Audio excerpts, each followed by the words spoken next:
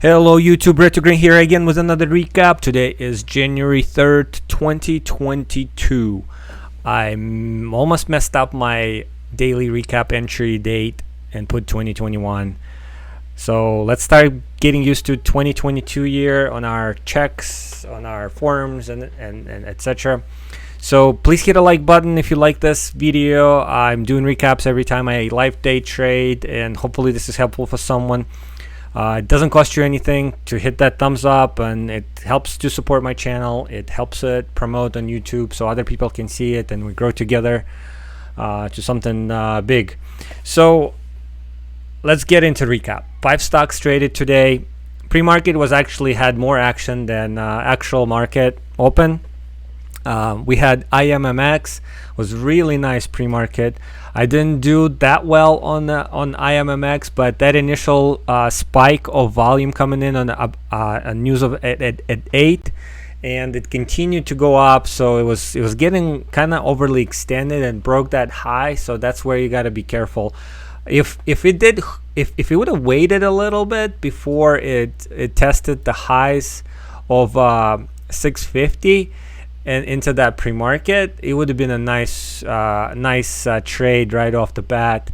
And fortunately it did halt right away, right? And it was a 10-minute halt, so it was a strong stock. It was setting up for something to move, but definitely 10-minute halt is not gaining a lot of confidence, right, to hold into the 10-minute halt. So, and as you can see, we did sell off here after the halt, and we tested the lows again and into that support line at 690. So I did scalp it a little bit. I'm only up $70 on it. I should have been up a lot more on this stock, but it's nonetheless, it's still good. I started the day, I believe it was around $25 or something. It wasn't that much. So and everything was dead. I was literally just kind of spinning my wheels on one spot and not trading a lot, and I was on and off. Was kind of distracted. It's Monday, it's first week of the year, and it's just first day of the year, and kind of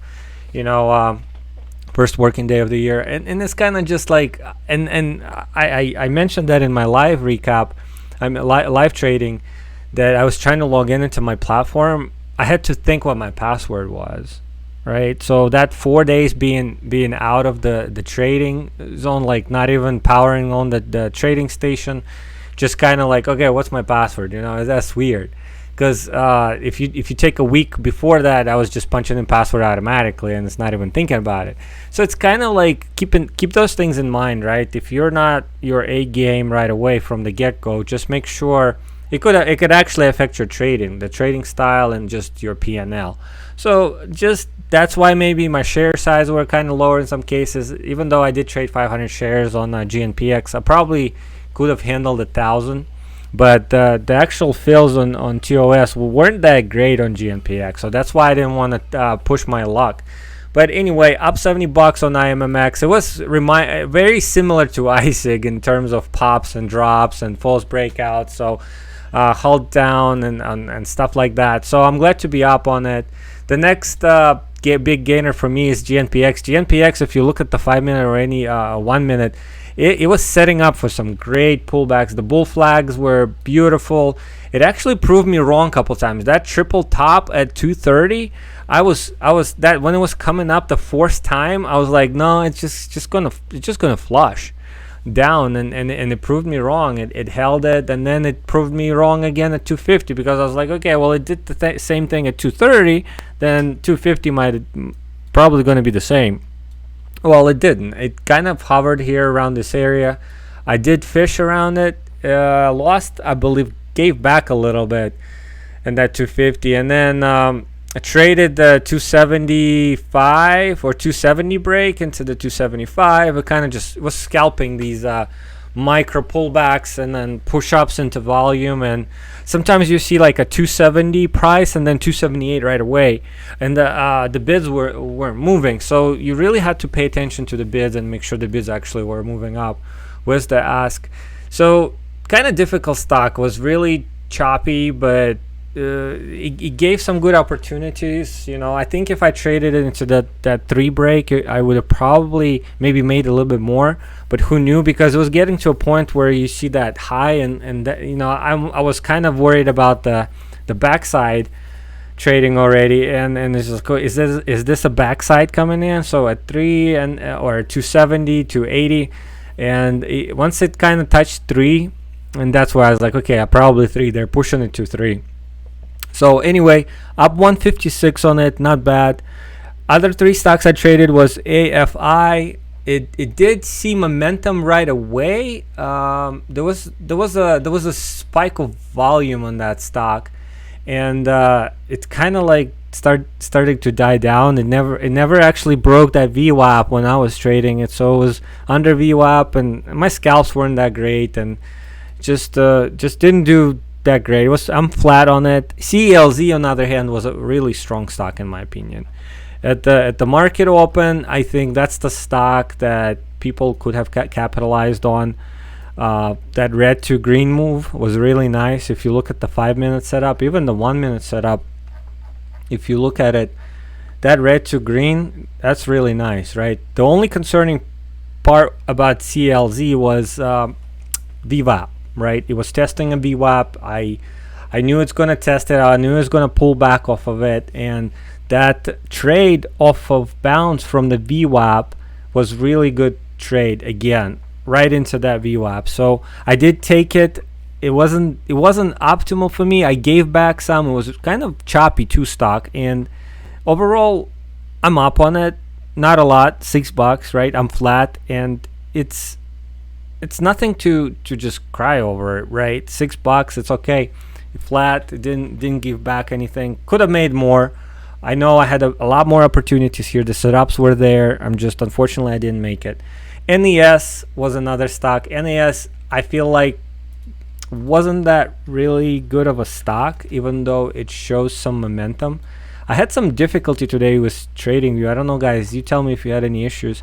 I had parts where only portion of the screen, like I have a quad set up here, quad chart set up here. I only had 1 chart or 2 charts load up, and the rest of them were just kind of spinning. Sometimes there were no volume. VWAP weren't showing on my charts above at the top monitor. So it was weird. Just kind of was upset. That's a premium account, right? They're not cheap. They're like $50-$60 or something a month. So I'm expecting, plus I'm paying for data extra. I'm paying $6 extra for data for TradingView, and I'm just kind of not sure what's going on here. So it's unfortunately maybe time to move away from him. But anyway, NES gave some move again in the red to green here, and then flat top breakout and the double top here, the 5 minutes. So also good setups. So I didn't capitalize on it as much as I should have. Just same thing as a CELZ. Glad to be up and flat on it. So it kind of kept my PNL in the green. So I'm happy about that. I was actually okay today with going over $100, or just like at $100. I was actually thinking about ending it when I was 105, I believe. My PNL showed 105, and I was thinking about ending it, and then GNPX kind of showed up, and I was scalping it. I was gaining $20 here, $20 there. One of my trades, I believe I gained about $50-$60, so that's where I kind of got into that 180, 190, 200 area, and it's kind of okay, that's not looking bad. And then I keep trading, and I was hovering around 205 area, and got into 244, and I just ended it here. So yeah, that's pretty much day. I hopefully Wednesday and Thursday gonna be better. I'm not sure about tomorrow. Hopefully tomorrow will kind of wake up a little more. But looking at the earnings calendar, Wednesday, Thursday looking actually a lot better than Monday, Tuesday this week. So maybe that's where the volume will come in. Maybe everybody's hungover, I don't know, after New Year's party.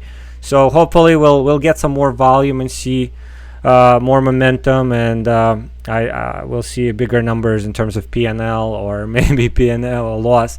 Obviously, it goes both ways, right? Don't forget that. So yeah, please hit a like button. It helps my channel. Doesn't cost you anything. I'm gonna continue doing the recaps. Hopefully that's helpful for everybody. Also, if you're watching this, I do a live trading every morning. I do scalping. This is very high momentum scalping setups. That's what I do. And just join me for live calls. I have a couple people are joining. So yeah, the channel's young, and hopefully will grow. So I appreciate everybody who's watching, and I talk to you guys tomorrow.